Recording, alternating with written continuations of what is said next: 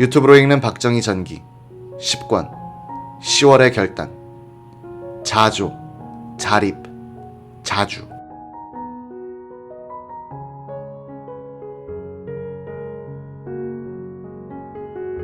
박정희 대통령은 통일보다 평화를 더 우위에 놓았다. 그는 1964년 12월 9일 서독 방문 시 교포들을 만난 자리에서 통일은 꼭 이룩해야 하지만 한 가지 분명한 사실은 무력에 의한 통일은 있을 수 없다는 것이다 라고 말했다. 1969년 10월 1일 국군의 날 유시에서도 그는 이런 말을 했다. 우리는 북괴와의 전쟁을 원하지 않는다. 아무리 국토 통일이 민족의 수건이요 국가의 지상 목표라 하더라도 동족 상잔의 피비린내 나는 전쟁 수단만은 피해야겠다는 것이 우리의 진심이다. 우리가 지금까지 인내의 한계를 넘으면서까지 자제를 해온 이유도 바로 여기에 있다. 박정희가 평화를 택한 것은 남북한 간 전쟁만 일어나지 않는다면 경제 건설을 중심으로 한 근대화 전략에 의해서 북한을 압도할 수 있고 그런 후에 북한을 평화적으로 흡수 통일할 수 있다는 자신이 있었기 때문이다. 그는 1968년 11월 30일 수출의 날 연설에서 이런 충고를 하고 있다. 전면 전쟁을 도발해서 우리 대한민국을 그들이 생각하는 것처럼 뒤집어 엎으려 하는 이보다 전쟁 행위를 중지하고 경제 건설을 많이 하고 수출을 많이 해서 북한 동포들이 더욱 잘 살 수 있는 터전을 마련해 나가는 것이 현명한 일이지. 지금과 같이 북한 괴뢰가 날뛰는 것처럼 무력을 가지고 대한민국을 전복하겠다고 하는 것은 하나의 꿈에 지나지 않는다.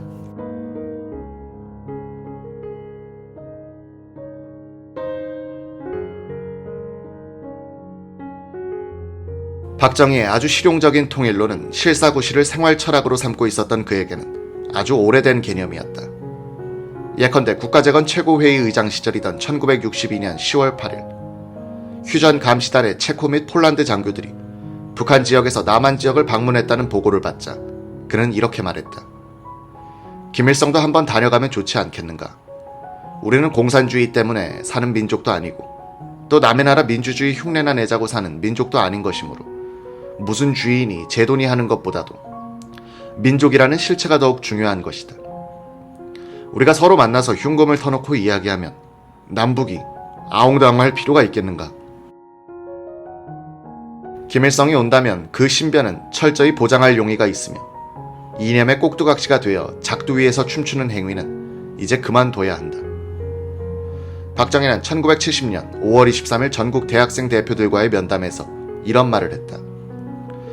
우리가 자신 있는 내실을 기했을 때는 경부고속도로를 연장하여 판문점에서 신의주까지 고속도로를 건설해 줄 수도 있고 북한의 능력이 부족하면 백두산, 금강산 개발도 우리가 해줄 수 있다.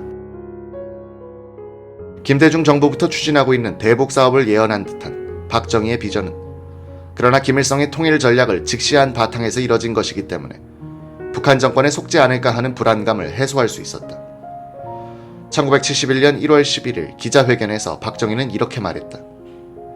그들은 말하기를 북한은 남한 혁명의 기지이며 남한의 모든 이용 가능한 것을 동원해 대한민국 정부를 전복하겠다고 했는데 새로운 소리도 아니다.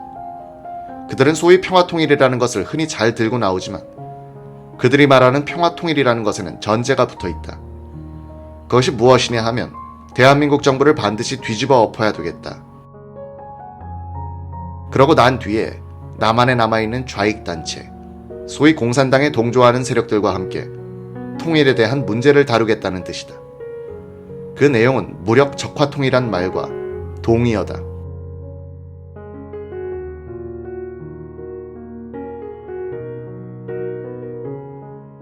박정희 대통령의 대북 정책은 평화를 지키기 위하여 인내한다는 것이었다. 이 평화의 시간이 길수록 시간은 우리 편이기 때문에 대북 우위에 좀 더 확실하게 도달할 수 있다고 봤다. 그러나 그 인내에는 한계가 있어야 했다. 박 대통령은 1969년 4월 25일 기자회견에서 인내와 자제는 반드시 한계가 명백해야 되며 그 선을 넘었을 때에는 자제하고 인내한 것이 아무 소용이 없는 것이 되고 오히려 큰 불행을 가져오는 결과가 된다고 강조했다. 우리가 원하든 원하지 않든 만약에 북괴가 또다시 6.25와 같은 전면 전쟁을 도발해왔을 때 우리는 어떻게 할 것인가? 여기에 대한 우리의 결심은 명백하다. 우리는 모든 것을 송두리째 희생하는 한이 있더라도 일보의 양보도 있을 수 없다. 이때는 군과 민, 전방과 후방에 구별이 있을 수 없다. 전 국민이 한덩어리가 되어 이번만은 최후의 결단을 짓겠다는 각오로서 최후까지 싸워서 통일의 계기를 마련해야 한다. 박정희가 북한의 침략에 대해 강조한 자주국방의 개념은 북괴 단독의 침공에 대해서는 우리 단독의 힘만으로는 능히 이를 분쇄할 수 있는 자주국방력을 언제든지 확보하고 있어야 한다는 연설에 잘 나타나 있다.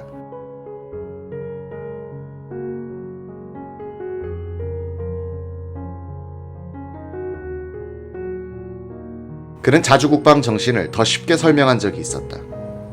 우리가 살기 위해서는 이 나라를 우리의 힘으로 지켜야 한다. 우리나라는 우리의 힘으로 지키겠다는 결심과 지킬 수 있는 힘을 길러야 하고 준비를 해야 한다. 우리의 힘이 부족할 때는 남의 도움을 받는 것이 당연하다. 그러나 남이 돕는 것은 어디까지나 도움이라고 생각해야지 남이 우리를 대신해서 지켜주기를 기대해서는 안 된다. 나는 이것을 국방의 주체성이라고 말한다. 남이 우리를 도와주는 것도 우리에게 국방의 주체성이 있을 때 도움을 받을 수 있다는 것을 명심해야겠다. 어떤 사람들은 자주국방이라는 것이 무엇이냐? 자주국방이라는 것은 다른 나라, 즉 미국의 지원도 우방의 지원도 없이 전부 우리 힘으로 하자는 것이냐 하는 얘기를 하는 사람도 있다. 자주국방이라는 것은 이렇게 비유를 해서 얘기하고 싶다. 가령 자기 집에 화재가 났다. 이랬을 때는 어떻게 하느냐? 우선 그 집 식구들이 1차적으로 전부 총동원해서 불을 꺼야 할 것 아닌가? 그러는 동안에 이웃 사람들이 쫓아와서 도와주고 물도 퍼다가 주고 소방대가 쫓아와서 지원을 해준다. 그런데 자기 집에 불이 났는데 그 집 식구들이 끌 생각은 안 하고 이웃 사람들이 도와주는 것을 기다리고 앉았다면 소방대가 와서 기분이 나빠서 불을 안 꺼줄 것이다. 국방도 마찬가지다. 우리나라를 지킴에 있어 전쟁이 도발됐다든지 무슨 사태가 벌어졌을 때는 1차적으로 우리 한국 국민들이 여기에 대해서 불을 끄자는 말이다. 우리가 불을 끄지는 않고 가만히 앉아 있으면 미국 사람들이 와서 들여다보고 도와주고 싶은 생각이 없을 것이다. 이것이 바로 내가 주장하는 자주국방의 기본 개념인 것이다. 박정희가 권력을 잡은 뒤 자신의 신조를 국가전략의 대강으로 전환시킨 것이 있는데 바로 자조, 자립, 자주정신이다.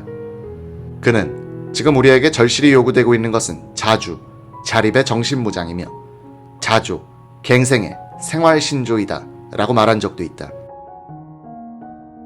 그는 한국인이 의타심과 사대주의적 태도를 버리고 스스로의 운명을 스스로의 힘으로 개척하겠다는 자조정신을 가져야 그 바탕에서 자립경제, 즉 외국 원조 없는 국가 운영이 가능하다고 생각했다. 그런 자립경제의 뒷받침이 있어야 자주국방이 가능하고 자주국방이 가능해야 진정한 독립국가가 될 수 있다고 봤다. 아주 단순한 이 3자정신은 박정희의 18년 장기 집권 기간 중 일관성 있게 3단계 국가발전 전략으로 승화돼 실천됐다.